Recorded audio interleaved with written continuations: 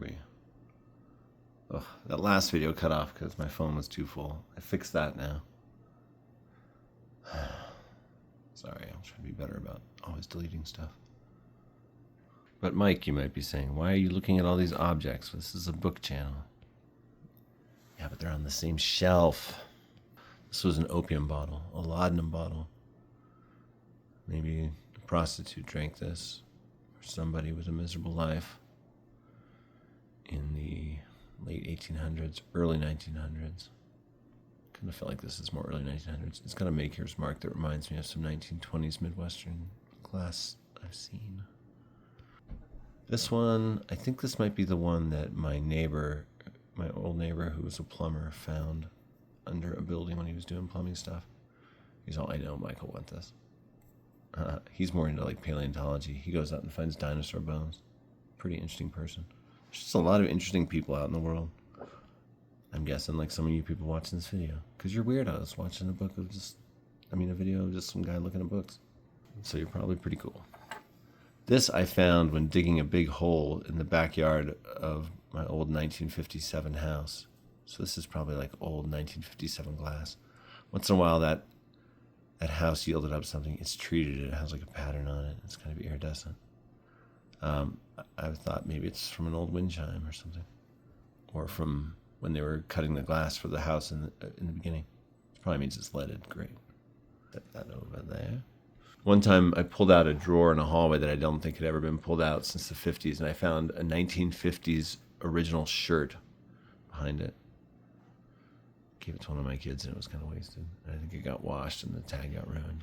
But for a moment, it was very cool. Like, wow, we just found a brand of shirt from the 50s that the name of which is not even on the internet. Like some obscure thing. It's wild. And then cleaning out the garage at that house one time, we found a bullet ashtray, this kind that you put on the wall. And like it's like a silver egg, like with a little switch that opens and closes it. From back in the days of ashtrays everywhere. And I sold that to a pawn shop for like $100. And when I was at that pawn shop, I saw they had one of the original billboards for Little Beaver Town on display. Speaking of this is a piece of turquoise painted concrete teepee at the entrance of Little Beaver Town. Albuquerque's failed amusement park, 1960, 1961, thereabouts. Here's another opium bottle. I think I may have found this one. I either found this at the north end of the Sandias or I found it after a rainstorm in a park near Highland High School. And just all this amazing glass came up. An old trash pile in this Highland Division Park, I forget what it's called. Quartz. Quartz is supposed to have special electrical power, I guess, right? I like quartz. Kind of drawn to it. It's a cool rock. You look at an old little bottle of something or other. Shoe polish or something. Boot polish. Lid still on. This is from a trash pile in Las Cruces. I remember finding this. With all these glass marbles. I wonder what happened to those. This. It's either a chunk of asphalt or a meteorite. I think it might be too light for a meteorite. Or a piece of lava rock. Regardless, it's pretty cool. And every time I pick it up, I get powers. Beautiful shell. I think one of my kids got this somewhere and brought it back and said, put it on the mantle. Like in Costa Rica or Belize. My daughters have gotten to travel with their mom a little bit. I'm so happy for them. I don't know where this shiny stuff came from. I don't really buy rocks, like from a mineral shop or anything. Like everything I save like this is usually of significance. But I can't remember what. There's a stopper from an old glass bottle. Oh. I think it's okay, but I did drop it. Here's another one of those. Is it asphalt? Is it lava rock? Is it a meteorite? I did find a meteorite once, and it was not that different from something like this. It's a fun little biscuit, and that's all I need to know. Here's a kind of old bottle. This has glass graveyard all over it. It probably is 100 years old, but is it? This might be, no, that's kind of modern. Why do I have this bottle? I don't know if Oh, this might have been in that Highland glass pile that came up, and the other stuff with it was pretty old, so I was like, I need to give this a second look.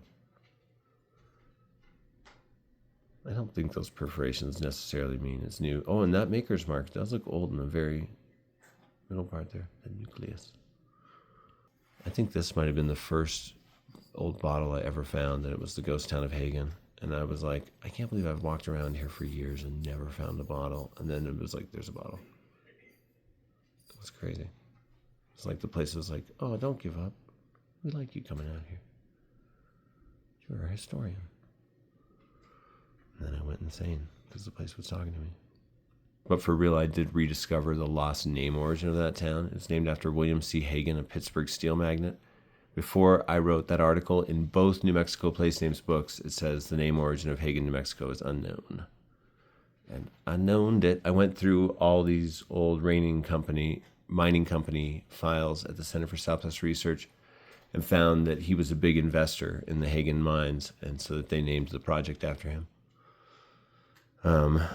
I found 70 different business deals they had done together. And yeah, William C. Hagen, and that meant that he was connected to the Pittsburgh Steel Company. And I bought a copy of an ad for that steel company from an old Saturday Evening Post from the 40s, and it hangs framed on my son's wall today. I'm having trouble reading that, but I think it says Columbine? Genuine Phillips milk of magnesia tablets.